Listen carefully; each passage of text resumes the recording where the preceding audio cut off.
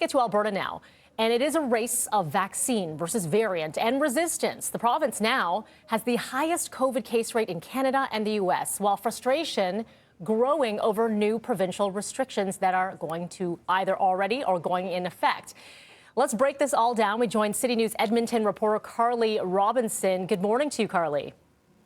Good morning, Mel. It's not a place anyone wants to be in. #1 in active COVID-19 cases per capita. Parents waking up this morning, their kids are going to be staying home for online learning again for the next 3 weeks at least, until after the May long weekend, part of those restrictions to stop the spikes. So we're seeing weather getting better, but our patios need to close as of Monday. Personal services and hotspots are they're needing to end their in-person work by Monday as well. And when you talk about these numbers, yesterday we were over 2,000 new cases added to our active case load. And when you compare that to Ontario and you take in per capita, that's double. So if you were to consider what Ontario's seeing and double it for the day, that's what we're seeing here in Alberta. And as always, it's a polarizing situation in politics, and COVID has been quite political here.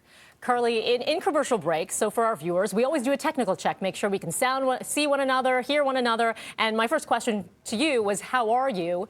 And it was just sort of a big sigh. And that is a sentiment that a lot of Albertans are feeling right now. So where are you at right now?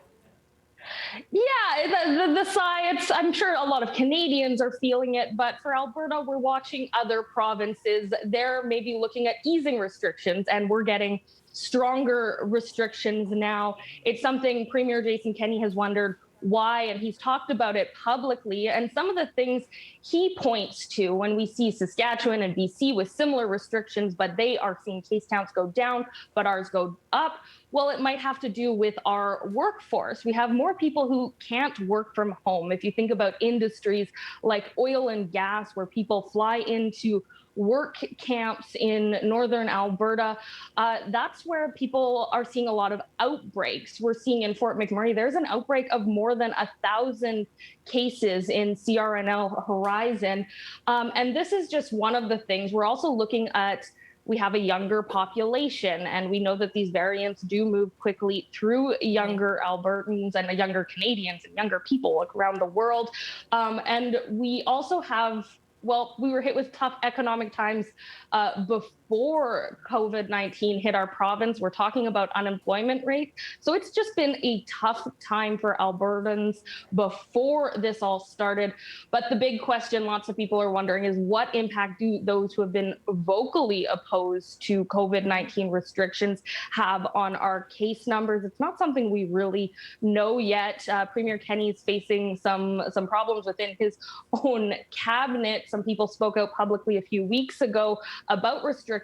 We haven't really heard from those voices since these new restrictions came in at a political level, but we're still seeing just a lot of division as well as those case numbers go up. Yeah, a lot to digest here, Carly. Thank you for joining us. Carly Robinson reporting live in Edmonton. Thank you. Thanks, Mel.